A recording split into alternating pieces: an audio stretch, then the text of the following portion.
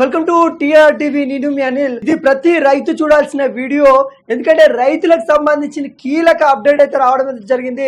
చాలా మంది వెయిట్ చేస్తా ఉన్నారు, మాకెప్పుడైతే రైతు బంధు అంటే రైతు భరోసా ఎప్పటి నుండి వస్తుంది, రైతు భరోసా గురించి ఏమైనా అప్డేట్ ఉందా సార్, రైతు భరోసా జూలైలోనే రావాల్సి ఉంది, మరి ఇప్పటి వరకు కూడా రాలేదని చాలా మంది అడుగుతా ఉన్నారు.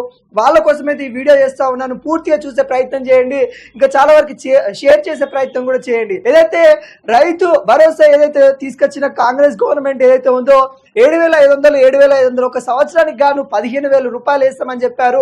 అదే విధంగా కౌలు కూలీ ఎవరైతే కూలీలు ఉంటారో, వ్యవసాయ కూలీలు ఉంటారో వాళ్ళకి 12,000 రూపాయలు ఇస్తామని చెప్పారు. 6,000 ఒక దశ, 6,000 ఒక దశ, 12,000 రూపాయలు ఇస్తామని చెప్పారు.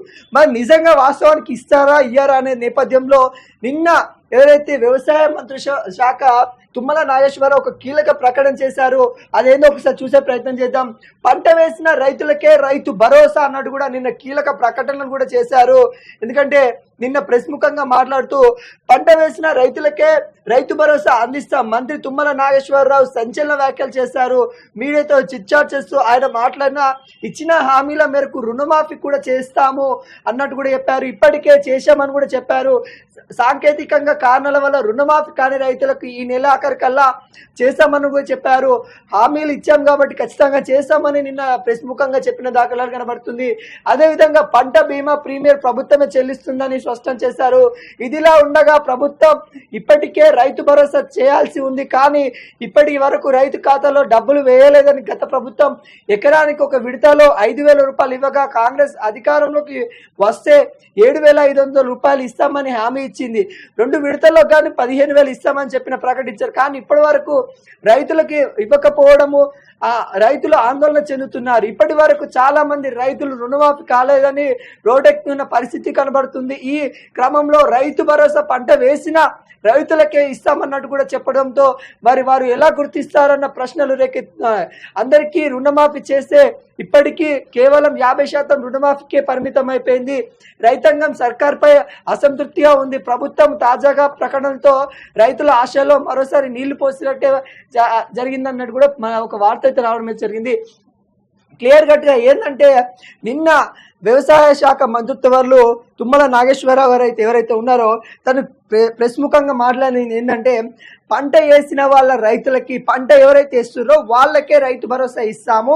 ఏదైతే 31,000 కేటాయించారో ఏదైతే రుణమాఫీకి సంబంధించి మొత్తం 31,000 కూడా మీకు ఖాతాలో వేసే కార్యక్రమం చేస్తా ఉన్నాము. ఈ నెల ఆఖరికల్లా మరి మీ అకౌంట్లో వేసే ప్రయత్నం కూడా చేస్తామన్నట్టు కూడా నిన్న తుమ్మల నాగేశ్వరరావు అయితే ప్రెస్ ముఖంగా మాట్లాడారు. మరి ఎలా గుర్తిస్తారు? ఇది నిజంగా వాస్తవమైన ప్రశ్న.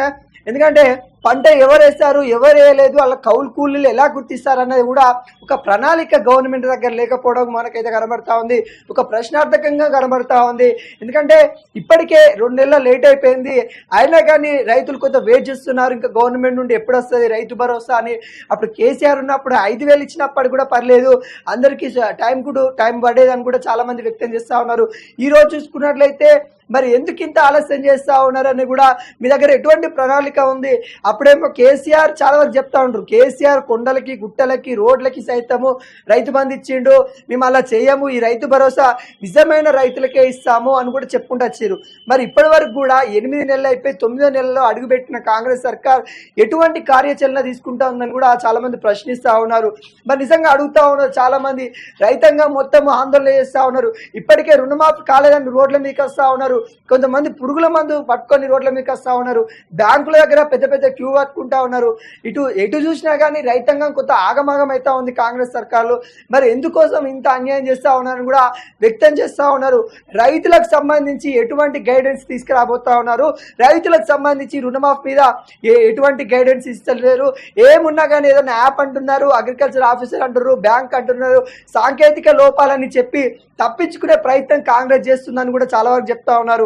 ఏది ఏమైనా కానీ కాంగ్రెస్ గవర్నమెంట్ వచ్చిన తర్వాత కొంత కేసీఆర్ ఎంత అన్యాయం చేసిండో రైతాంగానికి, మరి కాంగ్రెస్ సర్కారు కూడా అదే విధంగా అన్యాయం చేస్తుందని చెప్తా ఉన్నారు.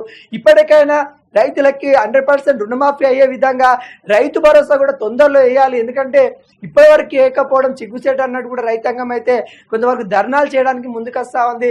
వాళ్ళ ధర్నాలు పెద్ద ఎత్తున కాకముందుకే మరి రుణమాఫీ చేయాలి, రైతు భరోసా ఇవ్వాలని కూడా రైతాంగం మొత్తం కోరుకుంటా ఉంది.